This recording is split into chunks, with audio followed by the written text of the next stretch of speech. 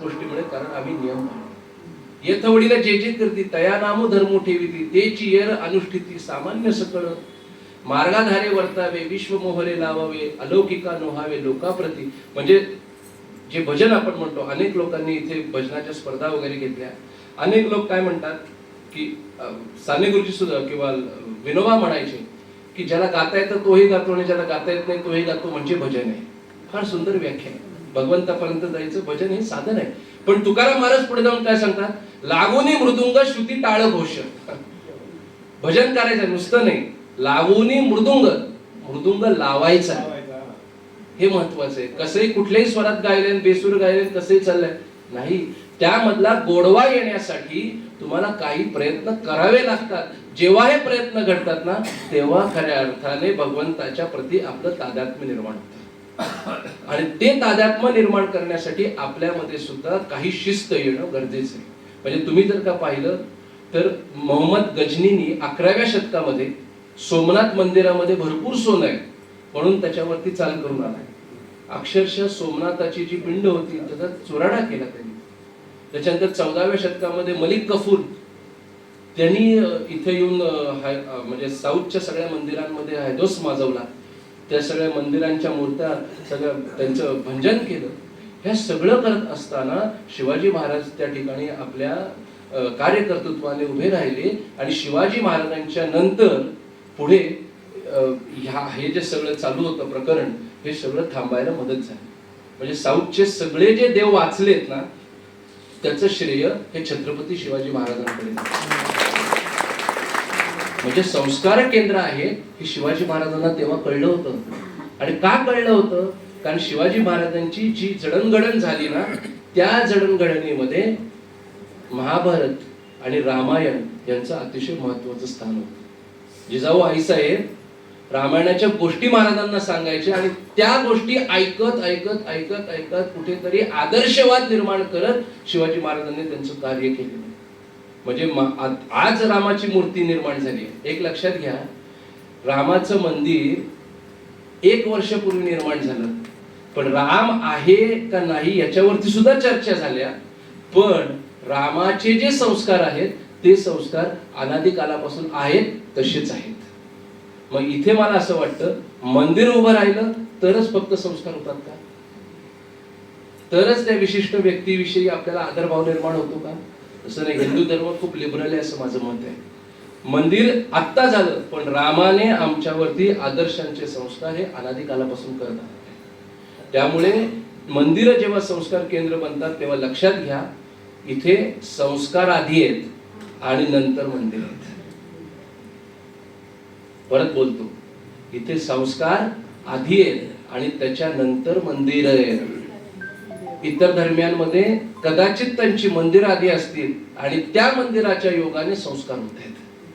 त्यामुळे आपल्याला एक विचार करणं अतिशय महत्वाचं आहे.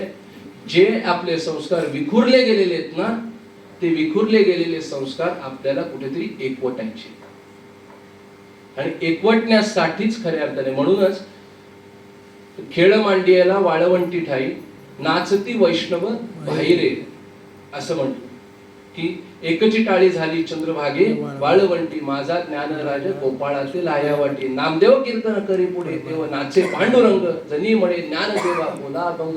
सगळ्या संत परंपरेने हे ओळखलं आणि सगळ्यांनी सगळ्या जाती धर्मातल्या लोकांना एक केलं आणि खऱ्या अर्थाने भागवत धर्माची पताका खांद्यावर घेतली.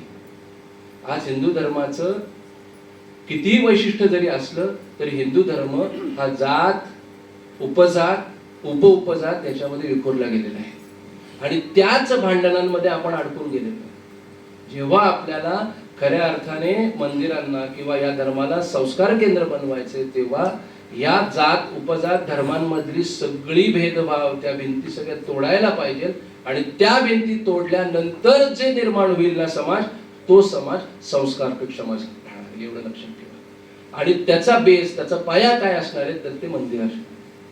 लक्षात घ्या, मी नेहमी सांगत असतो, पंढरपूरचा विठोबा जो आहे त्याला इतिहास नाहीये. पुंडलिकाने सेवा केली आणि पांडुरंग तिथून अवतीर्ण झाला. तो कोणी आला, कुठनं आला? तर तो भगवंत असणारा पांडुरंग, श्रीकृष्ण असणारा पांडुरंग तिथे निर्माण झाला. पण तो एकटा नाही आला. तो एकटा आला का? तो शंकराला बरोबर घेऊन आला. म्हणजे अगम आणि निगम दोन्ही तिथं अवतरले.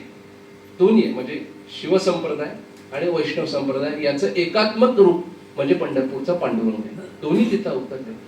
मी नेहमी विचार करतो की सगळ्या संत परंपरेने पांडुरंगालाच का अधिष्ठान मानलं? अधिष्ठान मानायला अनेक गोष्टी होत्या, अनेक देव होते, अनेक धर्म होते, अनेक पंथ होते, पण पांडुरंगालाच अधिष्ठान मानायचं काय कारण आहे? काय कारण आहे?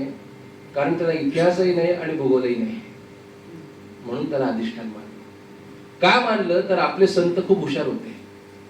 म्हणजे जेव्हा संस्कारांचा विषय येतो तेव्हा लक्षात येतं आपले संत किती हुशार असतील, माऊली किती हुशार असतील. माऊलींनी भागवत धर्माचा पाया घातला. म्हणजे काय घातलं? तर आदिनाथ गुरु सकळ सिद्धांचा मच्छिंद्रत्रयाचा मुख्य शिष्य मच्छिंद्राने बोध गोरक्ष असे केला. गोरक्ष ओळाला गहिनी प्रसादे निवृत्ती दाता ज्ञान देवा सार.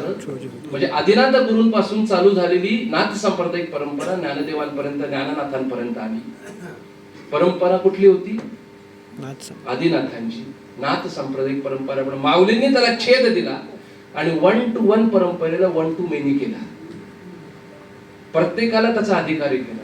प्रत्येकाला वारीचा अधिकार, प्रत्येकाला भजनाचा अधिकार, प्रत्येकाला गायचा अधिकार, प्रत्येकाला भगवंताच्या चरणावरती डोकं ठेवायचं अधिकार, प्रत्येकाला. आणि हे करत असताना त्यांनी लक्षात घेतलं की आपल्याला जर का, आणि माऊली खूप चाणाक्ष होते, माऊलींनी जेव्हा भारत भ्रमण केलं नसेल त्या भारत भ्रमणामध्ये माऊलींच्या लक्षात आलं की परकीयांची आक्रमण चालू झालेली आहेत.